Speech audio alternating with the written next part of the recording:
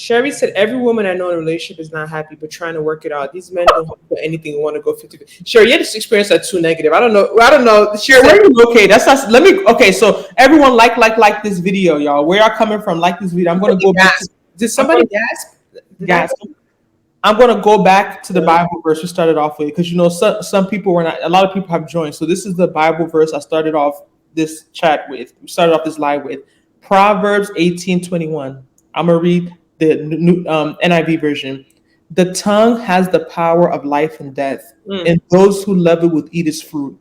Now we're going to go to King James Version, because despite how thick it is, that's the version my church uses. It hits differently when you read King James. The old English, that ancient English. Okay.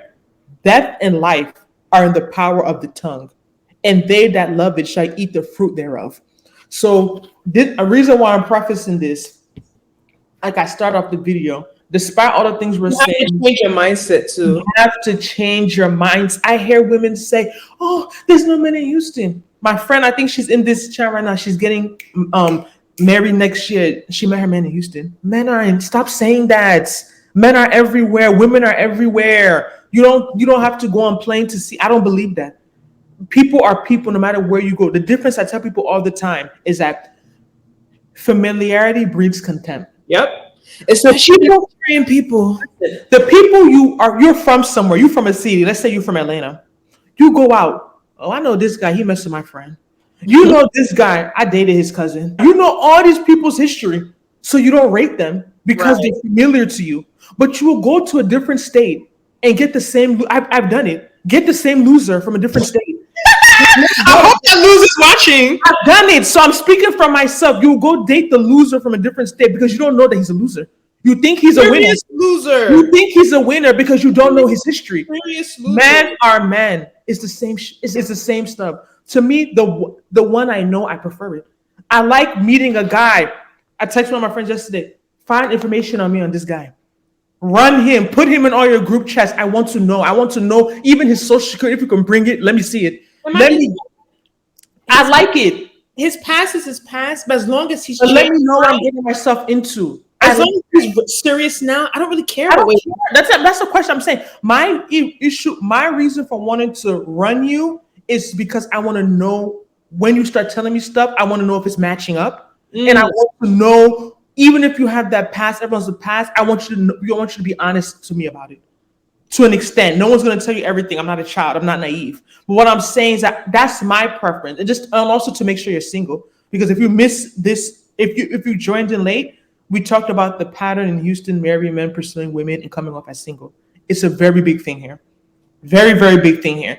But I don't believe that, there's some majestical man in Jacksonville, Florida, or in this place. All these men are the same. It's the same stuff. But people, you put in your mind that because someone you don't know much about, that mysteriousness, I don't know much about him, it makes them somehow more attractive, and it doesn't really make sense. But that's how sometimes our human brain works. It doesn't make sense. As a woman, what's more important, is income or character? Of course, that's not even a question.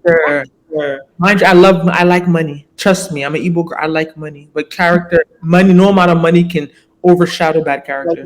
But I know some women in here made some comments that seem to indicate a man is a luxury, not a necessity. I beg to differ. We need y'all, and y'all need us. Yes, I love this. That's what I read. Did you Proverbs the words, please? I love this. Yes.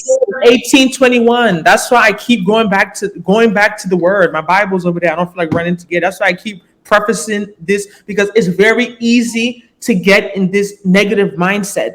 This negative mind space. And I think a lot of Black women all men are this. And I think Black women specifically have been fed that narrative that, like, you don't need a man. He's just an extra. It's a nice to have. It started for them taking the man out the house to give welfare benefits from what is it, the 70s or 80s, and we're seeing the effects of it now. But it's been indoctrinated that we're so strong and we can do it all and we're super women and these men are just no. But I tell you for free, man or woman, no one who is. Some people are just not worth it. Period. It's not. If someone, it's not a gender thing. It's not a gender thing. Someone is poorly behaved, man or woman, they're not worth it. Point blank. Period. Ladies, please. When I first moved to Houston, trying to get to know people, I don't like Facebook. But one of the few benefits of Facebook is the groups. For anybody moving to a new city, trying to get to know people, Facebook is a great way because you have those groups you can join, like interest groups, and people are very active. So I joined one group, which name will not be named. And the first thing everyone's saying, nobody dates anybody in Houston. Houston is so terrible. The man this, blah, blah, blah, blah, blah, blah, blah, blah. And I'm just like, it was just so negative, and I'm not in that group anymore. But I'm just like, I understand because I know people even before moving here that a lot of people have that mindset, and I think it may be a struggle that people in major cities experience overall, right? That the lifestyle is a bit different. But I'm prefacing to say that nowhere is perfect. Everywhere has their issues, and if you go in with a certain mindset, you're probably going to end up with a certain result. That's just for me. That's just a preface. But starting with my journey, I moved to Houston February 2022. Like I said, I can't believe it's like a year and a half, a little over a year and a half. And I was single. I was ready to, just meet new people. I was coming from New Jersey, very isolating, very suburban. Going out was just going to restaurants by myself, met a few people, but it was just very hard socially. Socialize. It's just very hard finding community in New Jersey. Anyone could relate in a state or a place where you're just putting in the effort. You're not just sitting around complaining, moaning, and groaning, but you're still having issues. So I was like, Houston, I'm ready to have fun. I'm ready to be out there, blah, blah, blah. So moved to Houston, and I talk about joining the Facebook groups and people being very negative, and even that type of language and mindset is what got me in a situation I didn't need to be in. And so that's why I preference, Proverbs 18:21. Y'all read that before you go to bed. Meditate on that. Put in the chat, Proverbs 18:21. Meditate on that scripture. So I moved here. I'm having fun like 1 month. I end up back with my ex. We're going to be a little transparent here. I'm not going to go too deep, but I end up back with my ex. So I feel like part of the reason why I ended up back was because I was scared by what people were telling me. Like, oh my gosh, there's no man out there, blah, blah, blah. And so it's like, if I have someone. Nothing's out there. Sometimes it could be better to be by yourself than to be. Not sometimes, most 95% of the time. Because I believe that people are your ex for a reason, but hey, we're not going to get too much into that.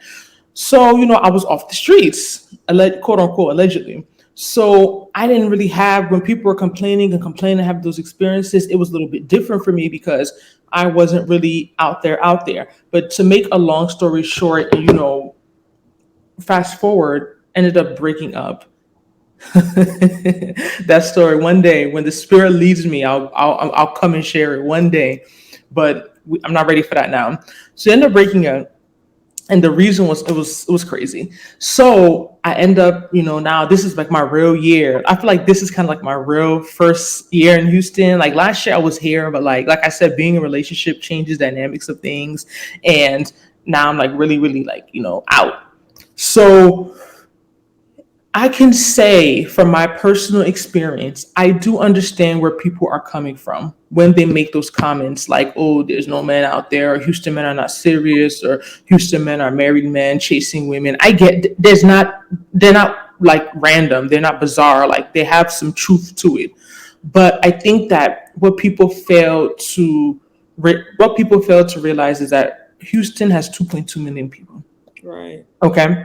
So end of the day, if you want to end up with someone, it's one person. Unless you're trying to do polyandry or polygamy, it's one person. So yes, a lot of people can be living that lifestyle. A lot of people can be out there and doing things that you're not about, but that's not everyone.